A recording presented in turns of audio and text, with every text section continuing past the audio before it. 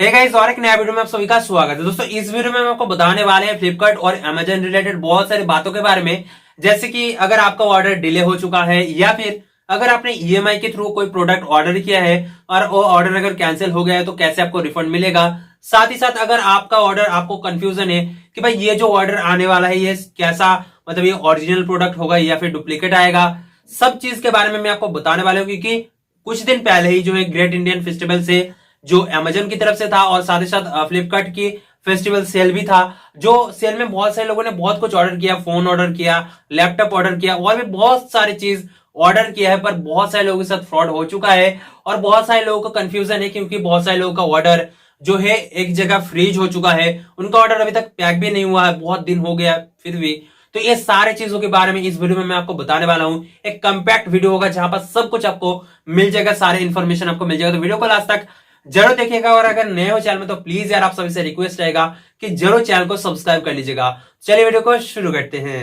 तो गाइस, अगर सबसे पहले चीज के बारे में बात करें तो वो मुझसे सबसे ज्यादा बार पूछा गया है कि भाई अगर हम ईएमआई के थ्रू कोई ऑर्डर परचेस किए हैं और वो ऑर्डर अगर कैंसिल हो गए या फिर हमने उस ऑर्डर को कैंसिल कर दिया तो वो जो रिफंड है वो हमें कैसे मिलेगा।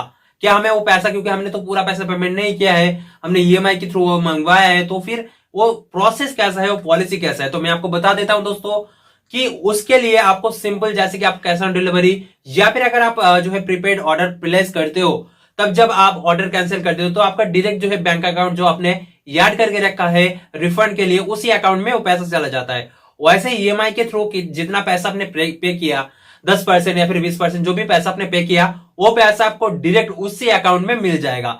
दूसरी बात दोस्तों ये है कि अगर आपने कोई इंटरेस्ट पे किया, ईएमआई में बहुत टाइम इंटरेस्ट भी लगता है, बहुत टाइम जीरो इन्वेस्टमेंट भी लगता है, मतलब जीरो इंटरेस्ट भी लगता है। तो अगर आपने कोई इंटरेस्ट पे किया तो इंटरेस्ट आपको वो रिटर्न रिफंड नहीं मिलेगा, क्योंकि वो इंटरेस्ट जो है डायरेक्ट बैंक को भेजा जाता है और बैंक आपको इंटरेस्ट जो है रिफंड नहीं करेगा, क्योंकि उन्होंने उनका काम कर दिया। अब आपने कैंसिल किया तो वो प्रॉब्लम आपका है। तो डायरेक्ट सिंपल सी बात यह है, जितना पैसा आपने ईएमआई के थ्रू पे किए हैं उन सारे पैसे आपको इंटरेस्ट छोड़ के आपका जो बैंक अकाउंट आपने ऐड करके रखा है एक प्रीपेड ऑफर या फिर कैश ऑन डिलीवरी की तरह, वो पैसा भी आपका रिफंड अकाउंट में चला जाएगा। सिंपल बात है। अब दूसरे अगर बात करें दूसरे क्वेश्चन की कि भाई अगर हमारे ऑर्डर डिले हो गए तो हम क्या करें, क्योंकि बहुत सारे लोगों के ऑर्डर, किनका ऑर्डर जो सेलर हब है ना वहां पर अटका हुआ है, अभी तक पैकिंग नहीं हुआ, और बहुत सारे लोगों का ऑर्डर डिस्पैच कर दिया गया है और रास्ते में किसी दूसरे हब में जो है वो अटक गया। तो हम क्या करें। तो दोस्तों, पहले मैं आपको बताना चाहूंगा कि अगर आपका ऑर्डर, मतलब जो सेलर हब है, अगर कोलकाता से या फिर मुंबई से आपका ऑर्डर आएगा, वो अगर सेलर हब है, मतलब मेन जो जगह है जहां से ऑर्डर पैकिंग होगा, वहां ही 10-12 दिन से है, तो फिर एक चीज आपको यहाँ पर जो है दिमाग में सोचना चाहिए कि अगर कोई ऑर्डर अपने प्रोडक्ट अपने परचेज किया, जैसे कि LG G8X जो स्मार्टफोन था, बहुत ही कम प्राइस में मिल रहा था, 70,000 की फोन। तो ऐसा भी होता है कि बहुत सारे लोग वो जो ऑर्डर प्लेस कर देते हैं, स्टॉक नहीं रहने के बावजूद भी जो है स्टॉक दिखाते हैं फ्लिपकार्ट, और बाद में जो है वो स्टॉक आप तक पहुंचा नहीं सकते, तो बाद में उनको कैंसिल करना पड़ता है। तो कैंसिल ऐसे सिंपल तो नहीं करेंगे, डिले पे डिले, डिले पे डिले करेंगे ताकि आप खुद उसको कैंसिल कर दो। और अगर आप लास्ट तक कैंसिल नहीं करते हो ना तो फिर वो ही कैंसिल कर देते सेलर, क्योंकि वो उनके पास है नहीं तो आपको कैसे देंगे। तो अगर आपका पैक भी नहीं हुआ, वो सेलर हब से अगर डिस्पैच नहीं हुआ ना, तो आपका ऑर्डर अगर बहुत दिनों से डिले हो रहा है तो फिर आपका ऑर्डर जो है कैंसिल होने का संभावना बहुत ज्यादा है। पर अगर आपका ऑर्डर सेलर हब से डिस्पैच हो चुका है, सेलर हब से छोड़ दिया गया है, उसके बाद अगर मिडिल में किसी दूसरे हब में अगर वो ऑर्डर जो है अटका हुआ है, फ्रीज हो चुका है, तो एक चीज यहां पर आपको ध्यान में रखना है कि वो ऑर्डर कैंसिल नहीं होगा।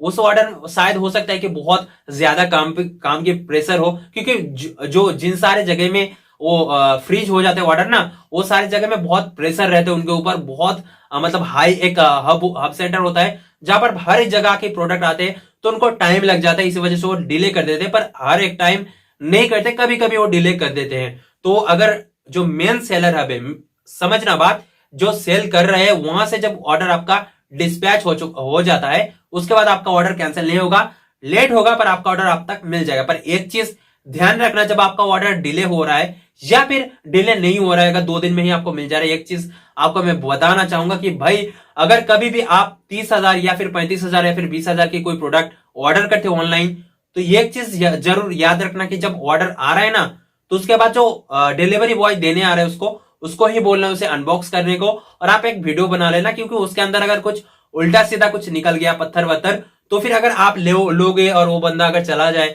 उसके बाद आप कितना भी गिड़गिड़ाओ, कितना भी कुछ बोलो, कुछ नहीं हो सकता। तो उसके सामने आपको उसको बोलना होगा कि भाई तू खोल, उसके बाद आप वीडियो बनाओ, उसके बाद उसका हाथ में वो ऑप्शन है कि उसे रिटर्न कर दे सकता है, ठीक है। पर आपके हाथ में वो कुछ भी नहीं है अगर आप उसको जाने दो और उसके बाद अनबॉक्स करो। तो ये चीज ध्यान रखना अगर आप कुछ जो है दामी वैल्यूएबल चीज परचेज कर रहे हो।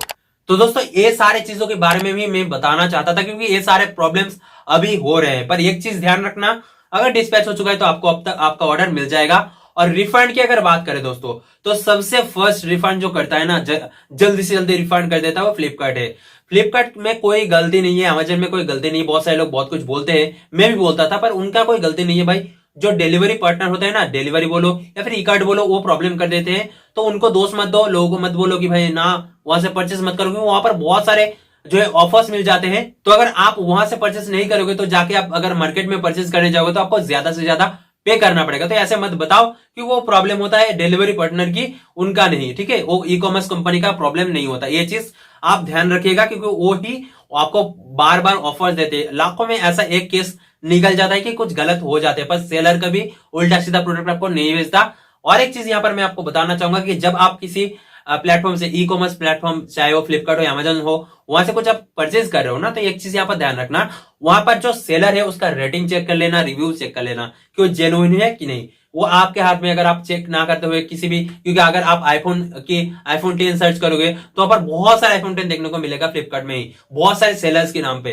तो वहां पर आपको सेलर जेन्युइन चूज करना पड़ेगा। अगर कुछ पैसा कम है तो आप वो परचेज कर लेते हो कि हाँ भाई ये तो कम दाम में मिल रहा है, पर आप सेलर चेक नहीं करते और फ्रॉड हो जाता है आपके साथ। तो ये सारी चीज आप ध्यान रखिएगा। यही बताना था इस वीडियो में। अगर इन्फॉर्मेशन आपको अच्छा लगा है, इस इन्फॉर्मेशन से अगर आपको थोड़ी सी भी हेल्प मिला है, तो प्लीज यार हमारे चैनल को सब्सक्राइब कर लीजिएगा, साथ ही साथ बेल आइकन को भी प्रेस कर लीजिएगा। So next video, take care, yourself, your family and then also, bye bye, जय हिंद।